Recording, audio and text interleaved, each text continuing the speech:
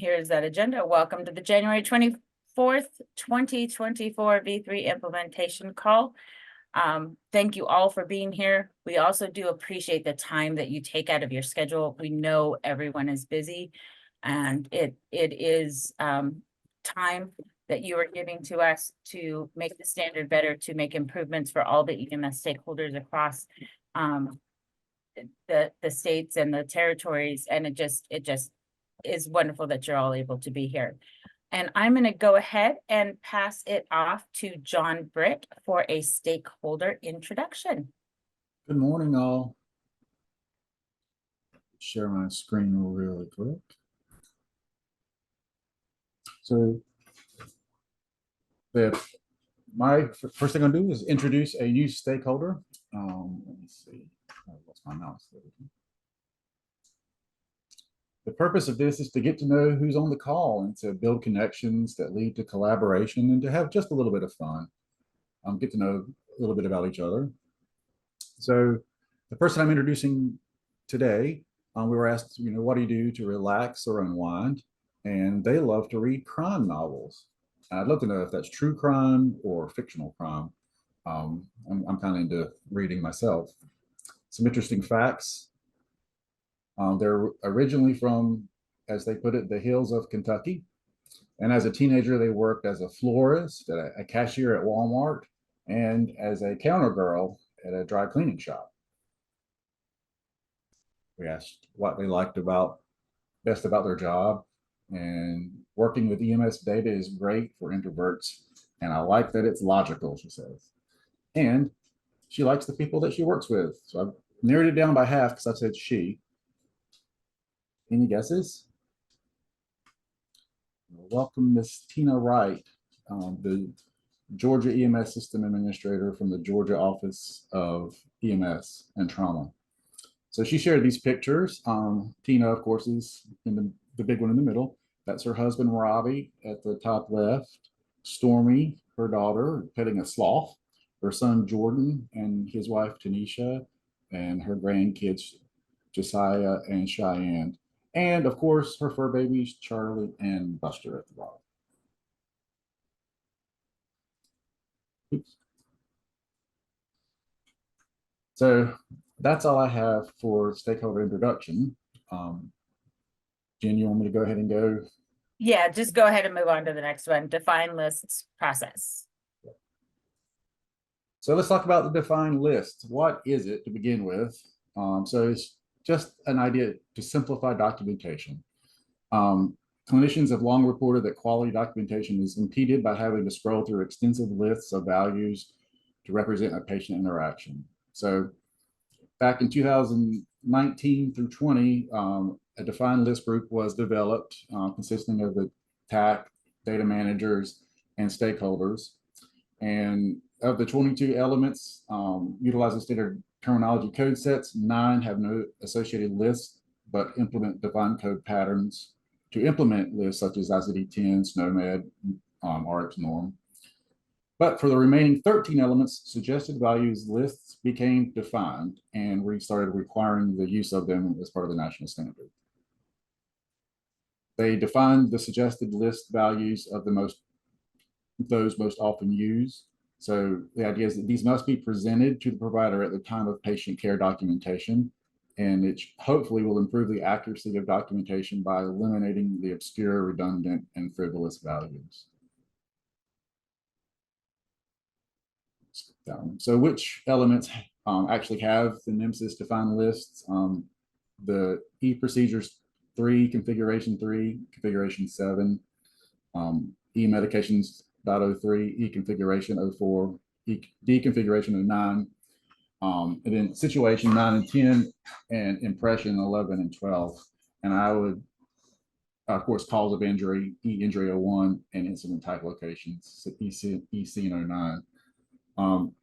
The ones that we probably get the most conversations about are the impressions and the causes of injury. That's what we'll talk about next. So how does it actually work? So the idea is that you'll have a parent list. So in this case, cardiovascular, and your EMS clinician at the time of documentation would see these, 5 choices: angina, arrhythmia, cardiac arrest, chest pain, not otherwise defined, whatever, myocardial infarction. And it refers to a specific ICD-10 code, which they don't see, and they don't see the ICD-10 description, which is actually angina pectoris unspecified, cardiac arrhythmia unspecified. The idea is to keep it simpler. So what does the defined list committee do? Or who is it actually? So it consists of the following representatives. It's 1 representative from a state office of EMS, 2 active field clinicians, 1 ALS and 1 BLS, 1 EMS medical director, in this case, that's what we have, or an EMS focused physician, software vendor, a biller, member of the TAC, and the NEMSIS liaison to NEMSIS. So the committee considers changes to the list based on the following. We look at frequency of the code's usage, the applicability to EMS care and documentation. Some codes just really aren't applicable to us, or they may not be applicable to certain, they just might not be applicable. And then we look at emerging trends, what's changing. So when we meet, what do we consider changing? Well, additions, removal or replacement of old codes, replacing a code with one that's more appropriate for EMS documentation, or ones that's designed to add clarity. What else do we look at? We really like to reduce redundancy. We want to reduce the documentation burden and make it simpler and easier. And codes will be selected, updated, or replaced with those most appropriate to the EMS industry.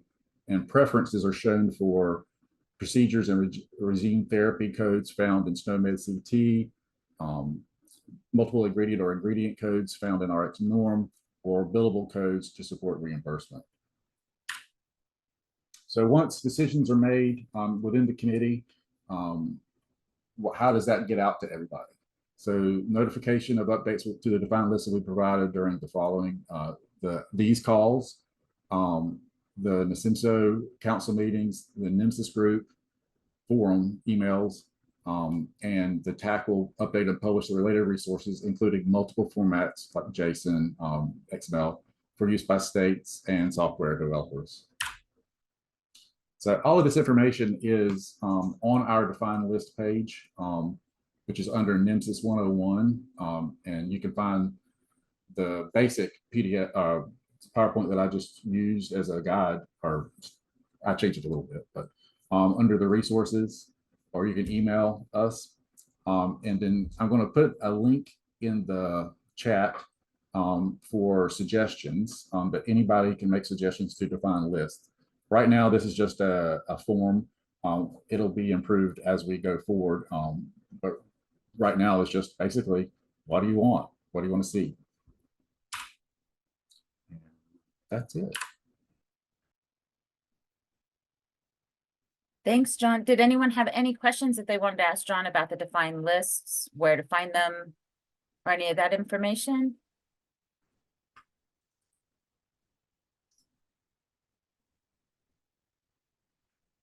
Doug Butler asked John, what is the planned release cadence?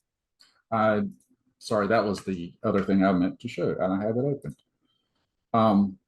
Right now, the policy is that we will release all the changes no less than in the summer of every year.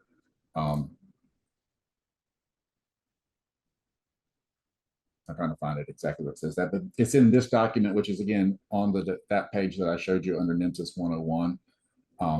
And it's just, there it is, maintenance expectations. The final list annually, and they'll be disseminated in the summer of each year to include inclusion of vendor software compliance test cases for the following year.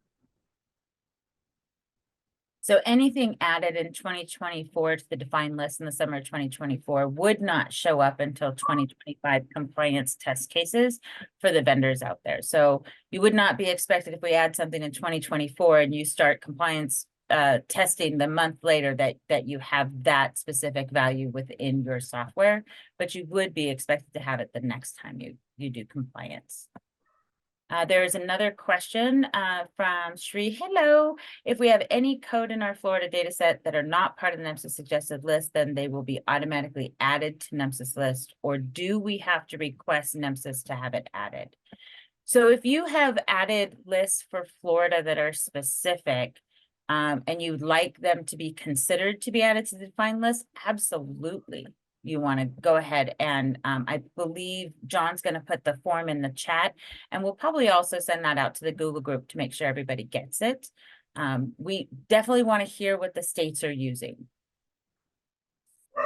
And then we've got another question. Is there a list of pending changes that will be available? Not currently, but we can start. Well, the short answer is no, not currently. But we can make it available possibly. I'll talk with Randall. Right now, he's the keeper of the list that we're going through and see what we can do. Currently, it's not a public document. That is a good idea. There is, and the defined list committee, the hope is that they will take it out and share it with their EMS stakeholder partners and so that everyone can have input on that. Thanks so much, John. The next item, we've got Monet talking to us about data use agreements. Are you ready to go, Monet? Yes, thank you.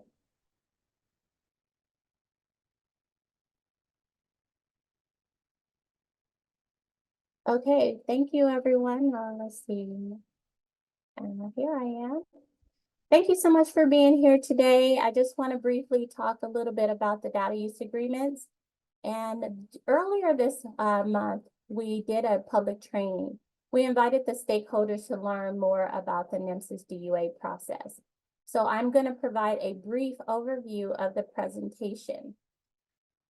We talked about the history of NEMSIS DUA and how it relates to the events of 9/11. Unfortunately, this is a day that many of us of a certain age will never forget. But our data use agreements is directly related to these events. We also talked about the frequently asked questions of a DUA. And one of the primary things I want you to know about the data use agreement is that it is a formal agreement used when there is an exchange of research data to govern the terms associated with the transfer between the provider and the recipient. And so that includes the NEMSIS TAC, the University of Utah, which houses the NEMSIS TAC, and NHTSA, our federal partners. We also talked about the specific relationship of NEMSIS, NHTSA and the DUA, and I just showed a picture here of our director, Mr. Eric Chaney. He's actually our project manager, but he specifically requested that I update the DUAs in relationship to the submission of the 3.5 data. And then we talked about the value of relationships and how this plays a critical part in executing the DUAs in a timely manner. Many of you may remember Dr. Mike Dean, who was our data steward here at for the NEMSIS project. He is retiring in June of this year. And so I'm so sad to see that he's leaving, but he's been with the agency for more than 20 years. We have a new a data steward under his name is Dr. Jamie Dwyer. And his specific instructions is for us to work with the Office of Sponsored Projects with Miriam Allen, who is a legal assistant in that office. And she will review the data use agreements specifically when there are changes and state laws implemented into the standard data use agreement. So please continue to submit the data use agreements to us so we can execute those in a timely manner. I also wanted to talk a little bit about why executing the data use agreements are helpful. This is something that we briefly talked about during that call. Specifically, our data use agreements help us to produce the public release data set. And this, as you are aware, is valuable information for the nation. So in order for us to execute or to populate the data, the public data release, we need all data in the NEMSIS repository. So we want to work closely with the state officials, specifically the privacy officers, that will be required to help us execute the data use agreement so that we can receive all data. We also talked about the visibility of the NEMSIS data at the national level, at the highest level in this nation. So we are aware that the White House has requested dashboards so that we can utilize the data for the very intent that it was for the very reason it was intended, which is to respond to national emergencies in a quick manner and to become aware of those instances across the nation. We also talked briefly about how the standardized data helps us to, or helps states to submit for funding, federal funding, particularly as NHTSA is making more grant applications available to states. So if you are unfamiliar with how to access the data use agreements, it's really simple. All you have to do is go to the NEMSIS website, look for the tab that says using EMS data, scroll down to state data use agreements, and then continue to scroll on that page until you see the version 3 data use agreement. And my friend Benji will put a link to that specific document in the chat. Also, Britt and others who are working with state support will also provide additional information about the data use agreements as we're trying to transition states to the 3.5 standard. They're also adding the data use agreements as a talking point on those meetings. But if you have specific questions about the data use agreement, please forward those questions directly to me. My role is I review the data use agreements first. I look for any modifications, any additions or subtractions to the legal language that is in the standard data use agreement. Where there are modifications, I determine if that data use agreement needs to go to a level of legal review, and then we move forward to execute the data use agreement where negotiations may also be necessary in that process. Now I want to get to the fun part. Get ready, get ready, get ready. We have the 2024 NEMSIS annual meeting. We're preparing for this meeting, and so we would love for you to save the date of Tuesday, October the 22nd through Friday, October the 25th of 2024. As our in-person participation has increased over the years, we found it necessary to secure a larger venue. We have contracted with a beautiful new location in Park City, Utah. So in the coming weeks, we will be providing information about the registration, the hotel reservation link, and we'll have all that information available on the NEMSIS website. This year, we are also requesting in-person participation and attendance from at least one representative from each NEMSIS compliant software vendor agency. If you have additional questions about that, you can please submit those questions to Jen Correa, who's responsible for NEMSIS compliance. As we create our list of dynamic presenters and topics for each day, please let us know if you have any questions or information that you want to share during the meeting. We'll be happy to entertain your suggestions as we are in the early stages of planning the full agenda and layout for this meeting. If you have any additional questions, you can also submit those questions on the NEMSIS website. There's a red button at the bottom of the page where you can submit your questions. Put that to the general email category, and then we will review those questions. Are there any questions from our stakeholders at this time? Hey, Monet, Karen put in a question. Will CEUs be available for EMS clinicians at the 2024 NEMSIS annual meeting? That's a really good question, Karen. We can start to investigate that, and we can follow up with you on a future call. And if you have any wonderful suggestions of how we can implement that, as you are familiar with the process here at the University of Utah, please, let's have a discussion about it. But I have written it down right now so that I'm reminded to follow up on it. Thank you for the question. Are there any other questions for Monet? in regards to either the data use agreements or the 2024 annual NEMSIS annual meeting.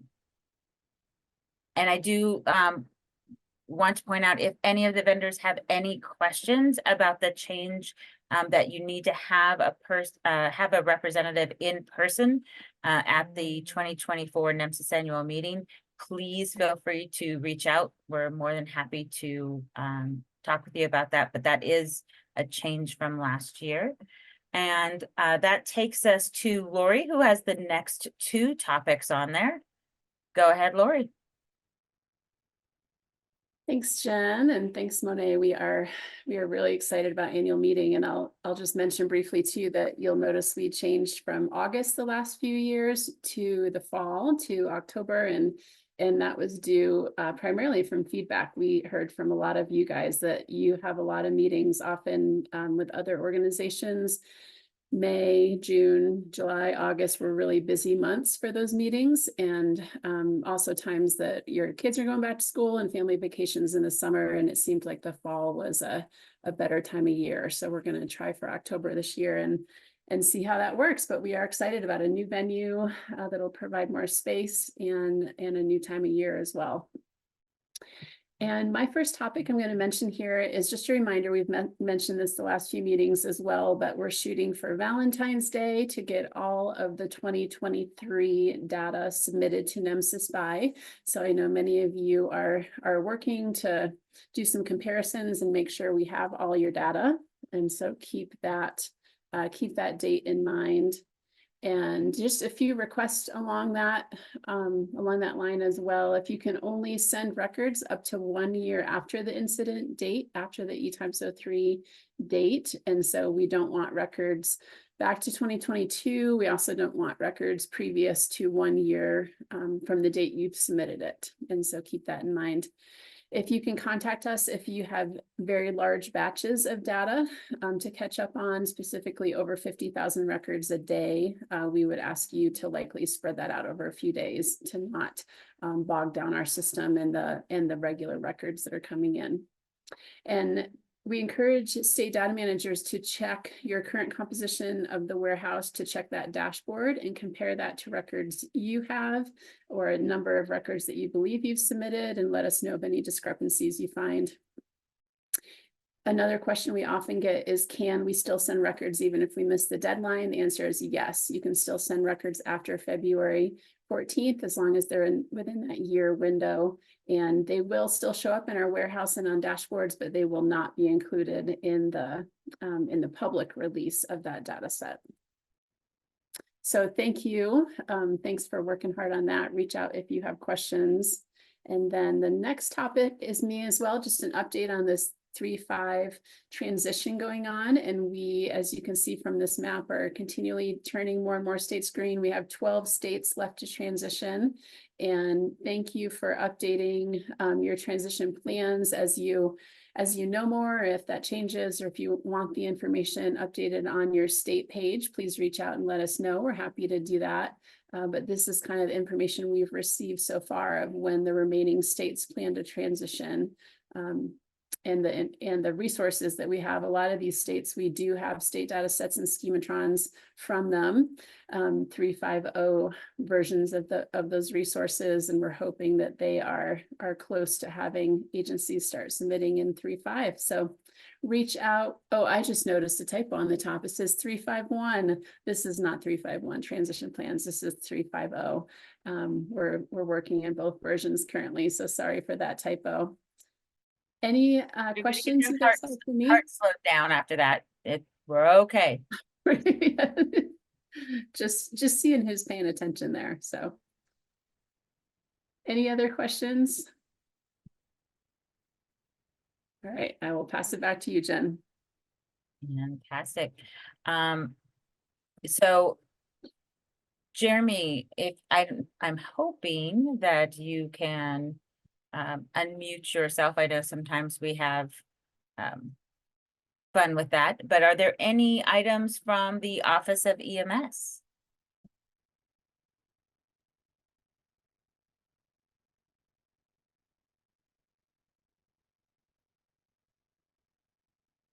see that you're off mute, but I can't hear you. But I could be the only one.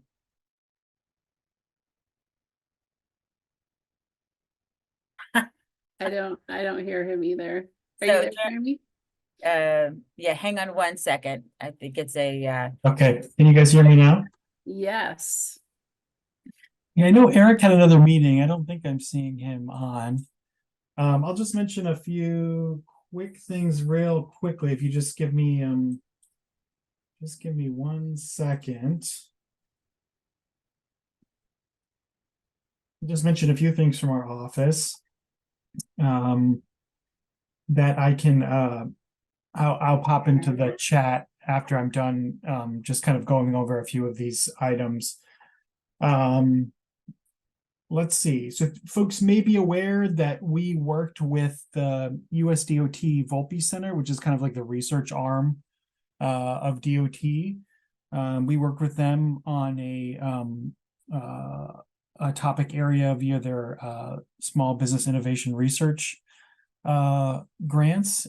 And so we currently have a topic there in the pre-solicitation phase that's related to post-crash care, and specifically blood transfusion in the pre-hospital setting. So I think for our vendors that are on the call, or if our state data managers or again, our vendors are familiar with small businesses that are kind of working in that space.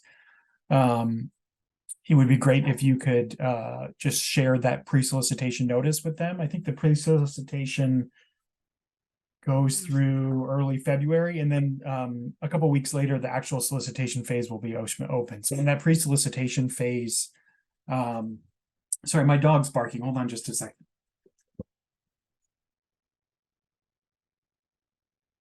I got a dog barking and a 1-year-old trying to take a nap. Okay, so we can send out some more information too about when the actual solicitation phase opens up. And again, I'll pop these links into the chat. The other thing I'll mention is the Safe Streets and Roads for All grant program that we've mentioned several times, and that our partners at the NEMSIS TAC have done just a great job communicating with you all about that opportunity. You can go onto the website and see if your kind of community or region has already received a planning grant. And if that's the case, again, we would kind of encourage you to identify like who is the organization that's received that planning grant, and to make sure that EMS is represented there. And then there is going to be a new grant period opening up in February of 2024. So that's an opportunity to, again, go back and go to the website and get yourself acquainted with SS4A to see if there might be an opportunity for you to submit a new grant, either for the planning grant or for an action grant. We currently have a federal register request for information notice out about the EMS Education Agenda 2050. So that's a project we're going to be undertaking over the next year or so. So if you have any thoughts on the specific questions that we've asked there about, what we should be addressing for that project, please let us know. Obviously, folks, I think are aware of the data summit that we had last December. That recording is available via the NEMSIS YouTube page.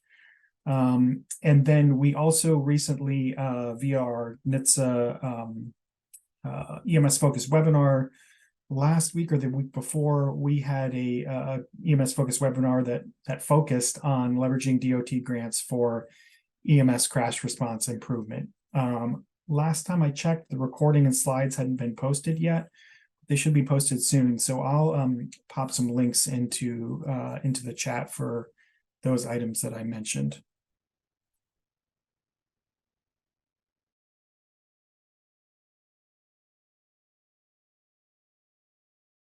thank you, Jeremy.